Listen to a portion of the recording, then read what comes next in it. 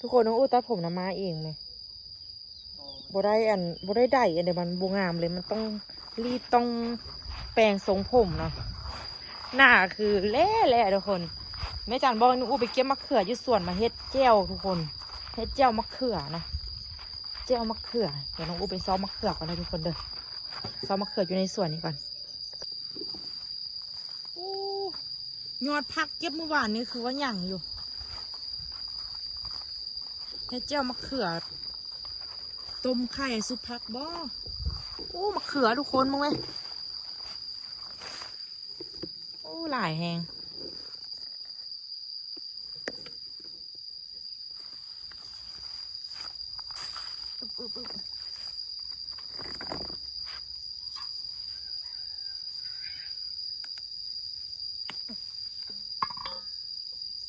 แก่ตัวนี้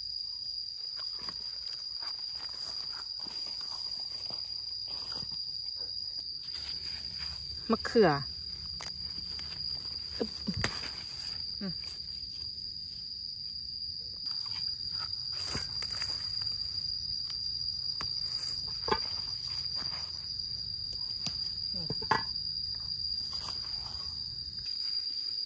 หน่วยหนึ่งทุกคนเลย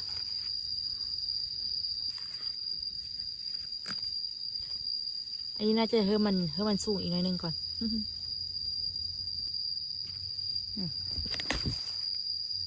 กำลังงาม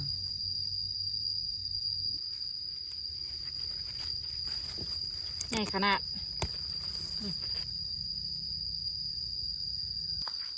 อู้สิเก็บยอดบวบไปเฮ็ดซุปหน่อยหนึ่งก่อน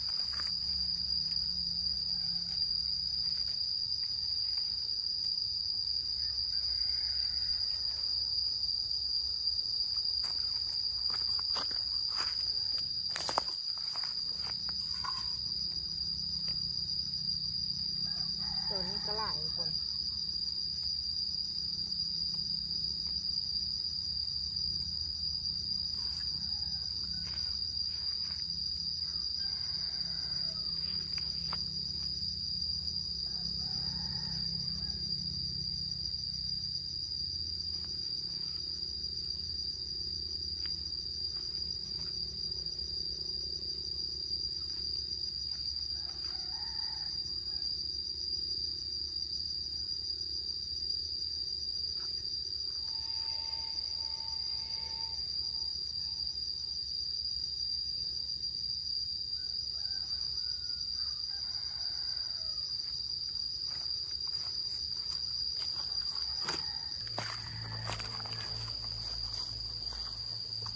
เก็บไปเก็บมากำลังนั่งคิดอยู่ว่าป้าเหมือนหมามะเขืออยู่ใส่ว่าคือหลายแท้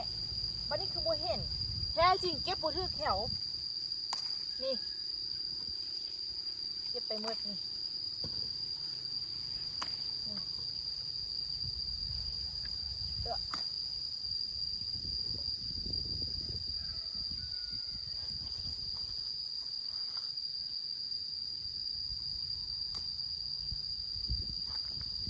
เต็มเลยวันนี้มะเขือ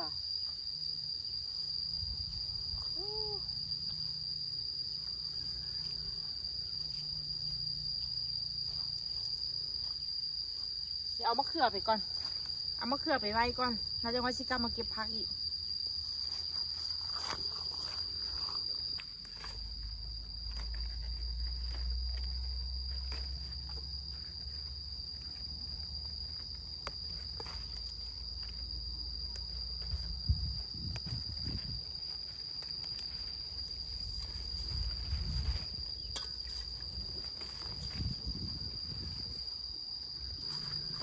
มื้อนี้นอกจากสิมีเฮาเอามะเขือไปเฮ็ดเมนูตำเจียวเนาะเฮาก็สิเอาผักไปเฮ็ดซุปผักเด้อทุกคนเด้ออันนี้น้องอู้นุ่งทรงขาสั้นมาทุกคนทรงขาสั้นนี่เด้อโอ้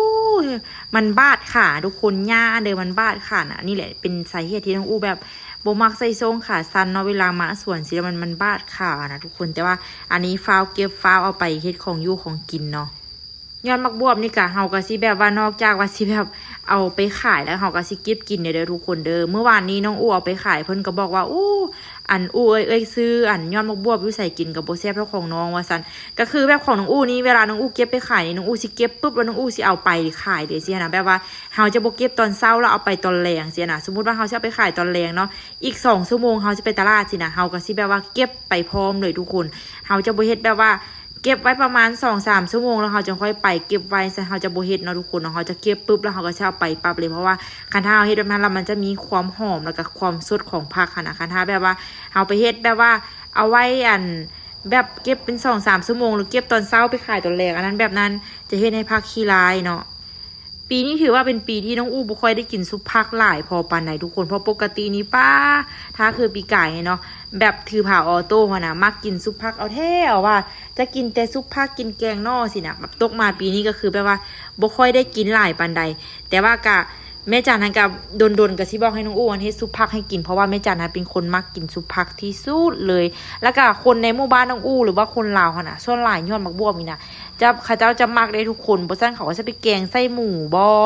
เอาไปเฮ็ดซุปผักบ่ลากๆนี่เขาก็เอาไปเฮ็ดซุปผักนี่แหละทุกคนเพราะว่า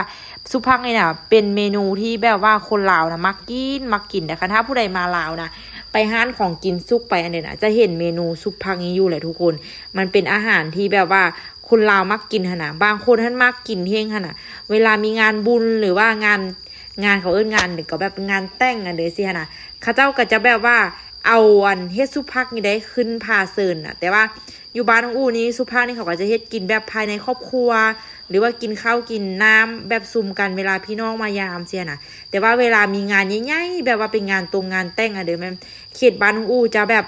จะบ่เฮ็ดซุปผักเนาะทุกคนเนาะเขาจะนิยมกินเนื้อวัวหลายกว่าทุกคนเนาะหรือว่าเนื้องัวเนาะเขาจะกินเนื้องัวเนื้อหมูหลายกว่าแต่ถ้าเป็นพวกผักนี่เขาก็จะแบบ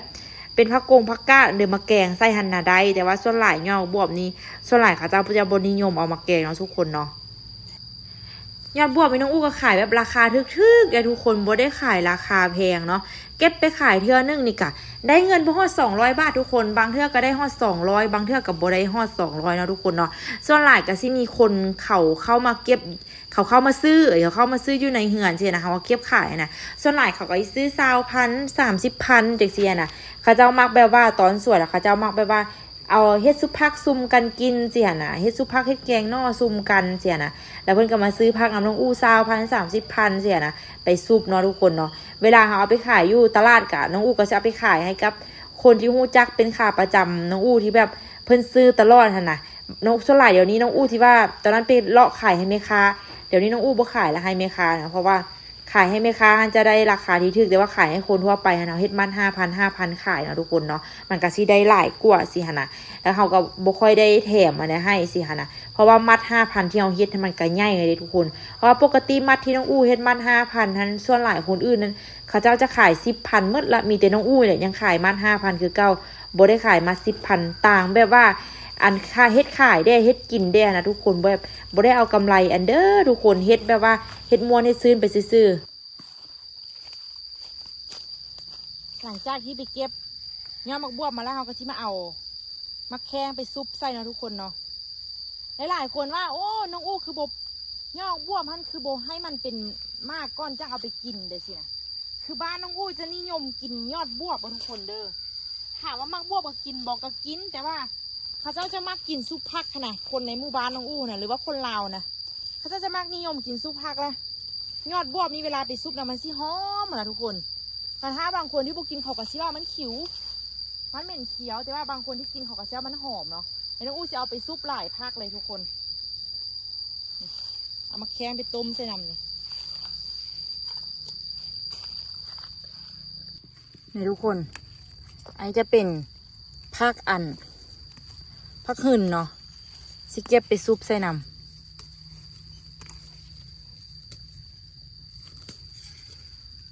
มันออกดอกแล้วมันแก่เองล่ะออกดอกก็ยังกินได้อยู่เด้อใส่ออกกระแซบเนี่ย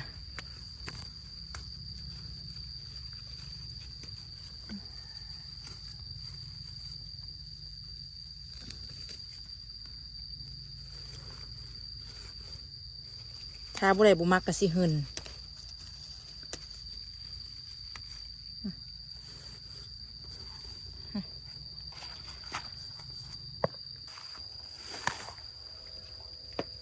กันจองแก้ละอันบริเด็ดดนแก้หมดละอันเดียวนี่ทุกคนมะเขือเก็บในส่วนสดๆเลย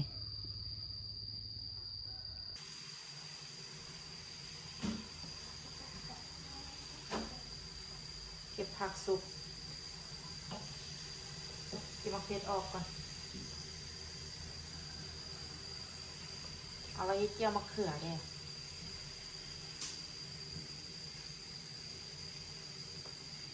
มะเขือซ้ำนี่นะกับข้าวปุ้นกับอัน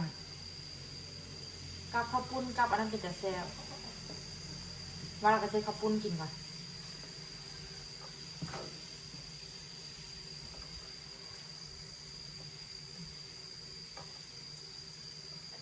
เด็กข้าวปุ้นเครื่องในก็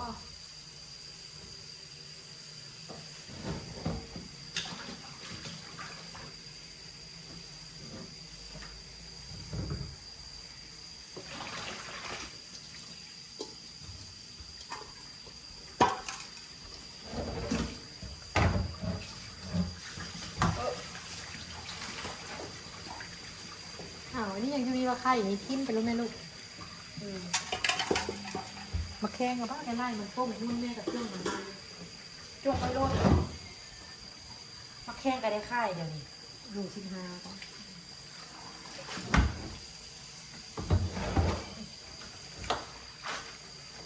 ได้เก็บไปเลยได้เอาห้องเยี่ยมไปได้ไหมอ่ะก็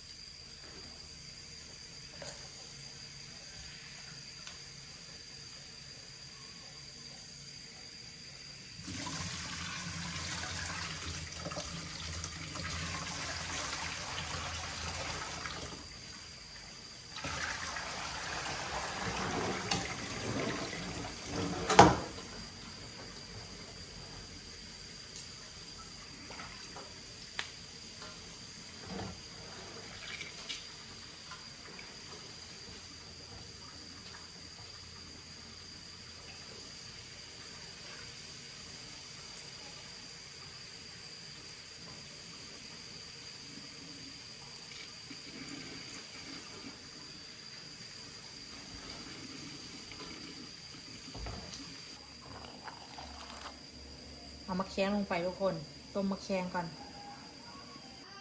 อดเอาตัวเอ้ยฟังให้ค่อยเอาไปแล้วค่อยเอานมให้มันกิน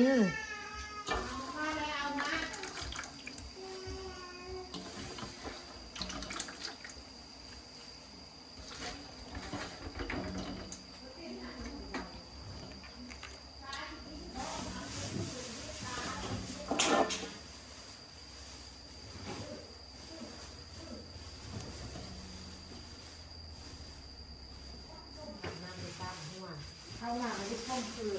ปลาเต้วเด็กเด็กระบบเข้ามาในที่พ่นคือปลาเต้วโทรศัพท์ไปดิโทรศัพท์เด้บอก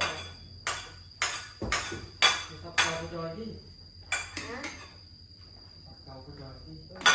ที่เป็นโทรศัพท์อันนี้เล่นคือมาเอาโทรศัพท์มาปาไปใส่กับคุณ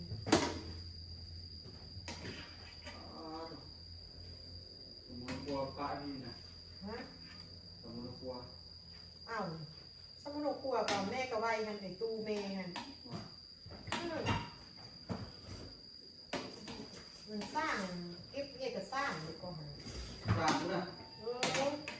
ยานนู่เด้นู่เข้าได้ยังไงบ่ได้ดอกเข้าไปเลยเจ้าโอ้ตอนนี้เคยเอาไว้หน้าโต๊ะนี่ฮะบริเนียน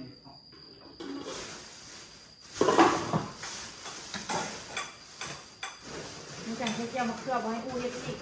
น้ำบุเซ่บอะไรน้ำบุเซ่บางมือกับเซ่บบางมือกับตั้งเมนูเลยที่ตัวเองก็ยังแต่งกินอย่างนั้นคือกันเนาะตัวเนาะมือกับเซ่บมือกับบุเซ่บไปซะละ เอาตัวนอก เส้นแม่กับบุติแต่ว่าเค็ม ผงหนึ่งในไส้จะมัดแบบ เค็ม นี้ มันเค็มบ่เอาโต้ เออ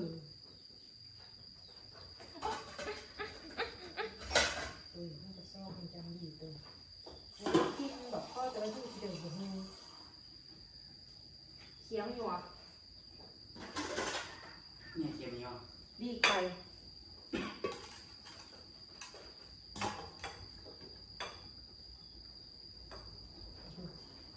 ตัวบักอันรู้ว่าบักอันนี้ย่างรอบมันสังเกตห้างนะเราซุ่มนะ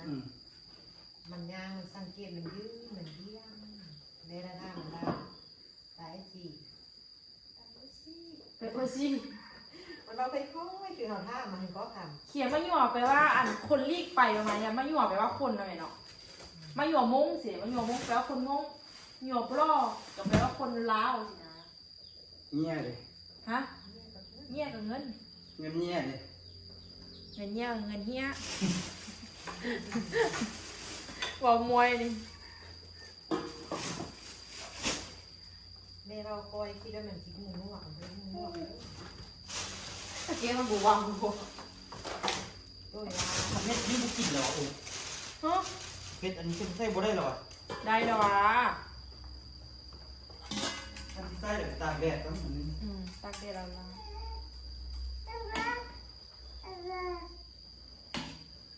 เก็ตหมกเก็ตแมนถ่ายสิมือถือ จะค่ายดีดอกพี่เมย์ น้ำข้าวน้ำจิ้มงั้นพันมาซื้อจะมีเลย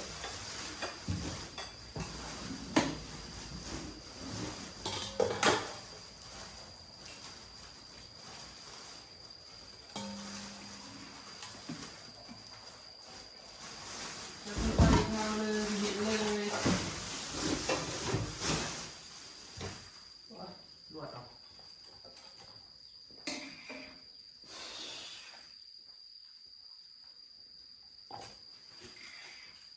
เก็ตแววมันละเพ็ดว่ามันจะเสียซองเนี่ยเด้เด้ โอ้ ป้ายาเมงดีๆเลย เอาอันซื้อทอดซ่องตัวถ้วยนั่น มีมักเผ็ดมีกระเทียมทุกคนมื้อนี้บ่มีขิงบ่มีอะไรทุกคนเด้อ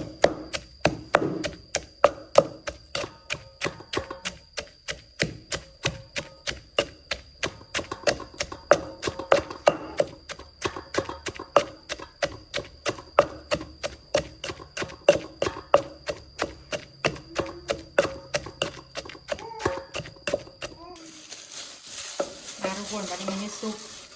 แบบง่ายๆทุกคนเด้อ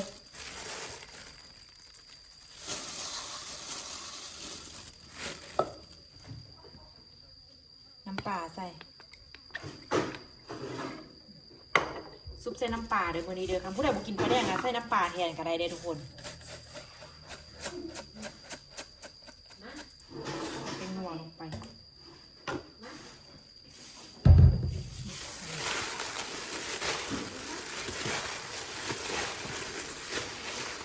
อันนี้มาแค่มาอูซิปี้ก่อนพี่มาแค่ให้เปื่อยๆก่อน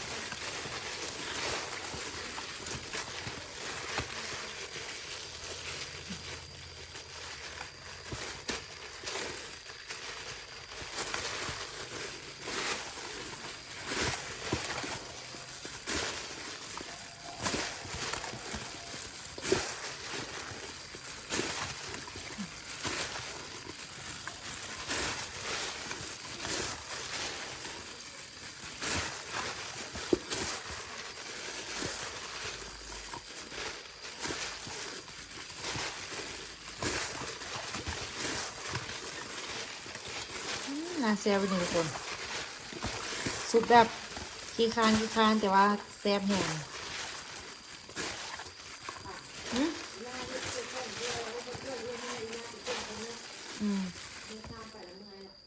ความมันแซ่บซุปแบบขี้ข้างอะไรเหมือนแซ่บๆเนี่ยฮะ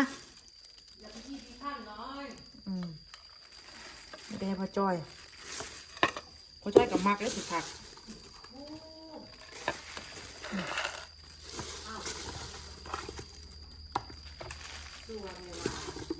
เป็นเลยกิน ข้าวหมดถ้วยบอกนี่เยอะปั้นข้าวก็กิน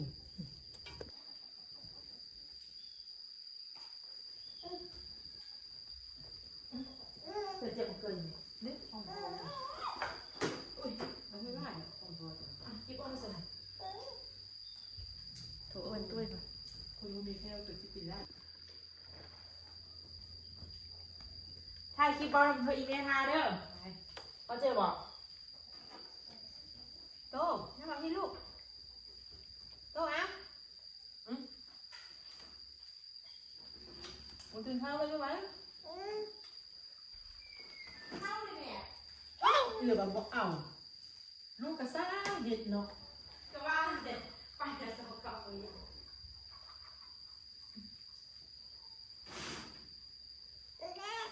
แม่มาไว้มาไว้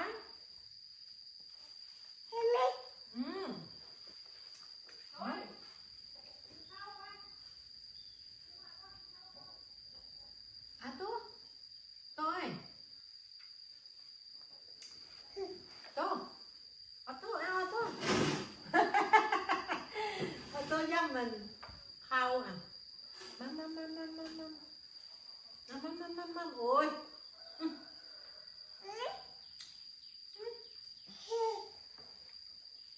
tu con khâu nè mắm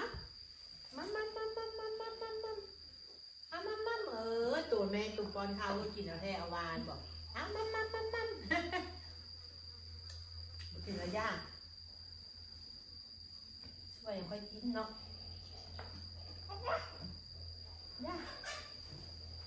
ย่ามาเด้อแมวมาเด้อแมวกินกาวใช่ไหม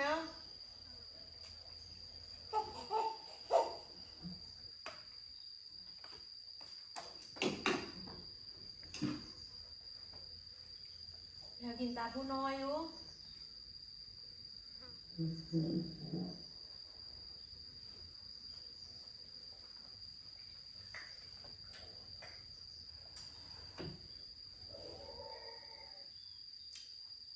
ก็เว้ยก็เยอะ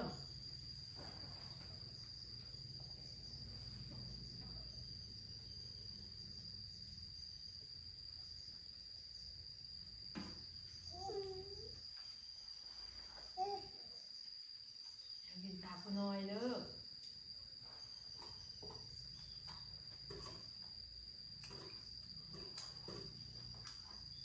แม่เงินตาคุณน้อยเนาะ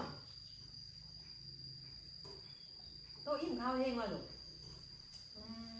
อิ่มข้าวอิ่มเองเนาะ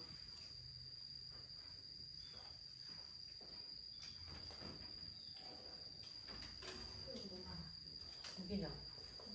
กินเรียกของ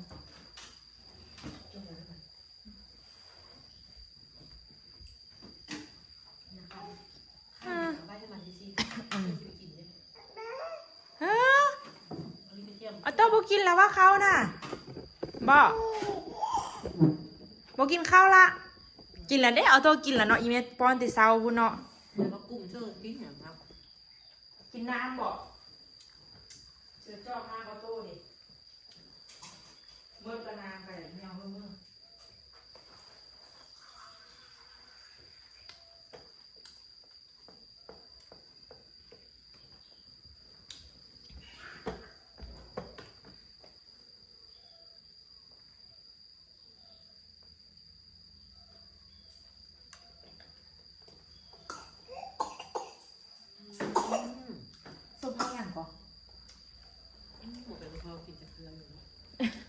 แหลงคันเนาะไปตลาดซื้ออีกมาซื้อสาวคันมาคันนี่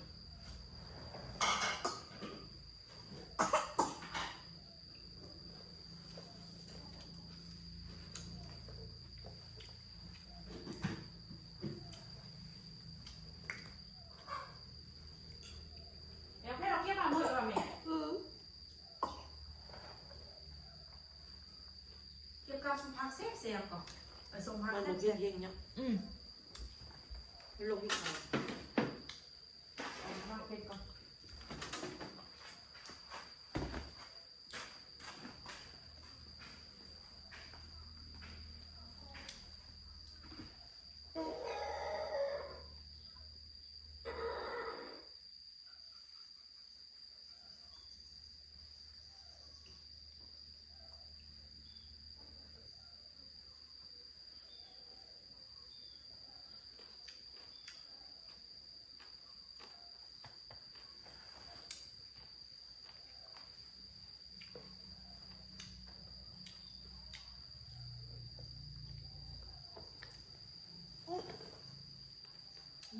มาแบกกล้องเลยลูก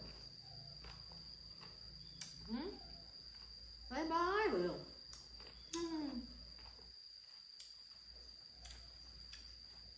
ต้องกินข้าวอิ่มแล้วบ่ลูกขวบเธอบ้า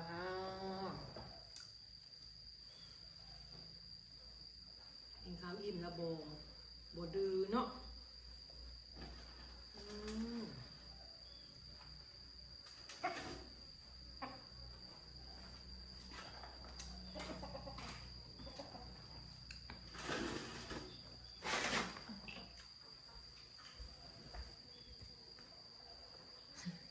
มึงเอาโต้กับเมตู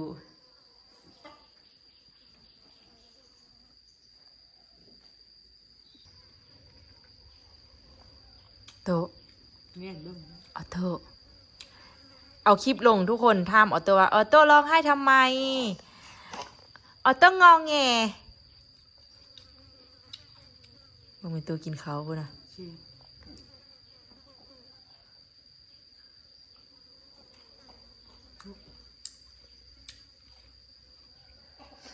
บ๊ายบาย คลิปนี้ลาทุกคนไปก่อนเด้อให้ของกินง่ายๆบ้านๆเก็บพักอยู่ส่วนพักอยู่ส่วนกับขายได้กินได้ปีนี้ที่ว่าไม่ได้กินสุภาคไล่เนาะปีนี้เนาะปีกายกินไล่นะแม่หาบริเบิ่งเฮ็ดอันแดงอยู่อันไฮเนาะคือสิออกเนาะ ยัง จังหรอ ไม่ไปกับเฮ็ดนะคำร้อง ว่าจะว่าสุภาคให้แบบนี้แซ่บก่อน เบิ่งสิ